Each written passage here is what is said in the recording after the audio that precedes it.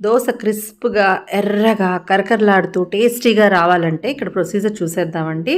2 గ్లాసుల మినప్పప్పుకి 4 గ్లాసుల బియ్యం తీసుకున్నాము. ఇంకా వీటితో పాటు ఏమేమి కలుపుతామో కూడా చూసేద్దాం, వచ్చేసేయండి. సో కొన్ని మెంతులండి, జస్ట్ ఒక స్పూన్ మెంతుల్లాగా వేసుకుంటే సరిపోతుంది. ఈ గ్లాస్తో 2 గ్లాసుల మినప్పప్పు, 4 గ్లాసుల బియ్యం, జస్ట్ ఒక స్పూను మెంతులు. అలాగా శనగపప్పు కూడా వేస్తారా? ఒక స్పూన్ శనగపప్పును కూడా వేసింది. సాయంత్రానికి ఇది మిక్సీ పడితే పొద్దున్న దోశలకు బాగుంటుంది అనమాట. నానబెట్టేసి మినిమం 4 అవర్స్ అయితే నానాలండి. మనకి రైస్ మిగిలితే ఆ రైస్ని కూడా ఇందులో వేసేసుకుంటే చాలా బాగుంటుంది. సో మిక్సీ చేసేసుకుంటే నెక్స్ట్ డే దోశల కోసం బ్యాటర్ రెడీ అయిపోయిందండి.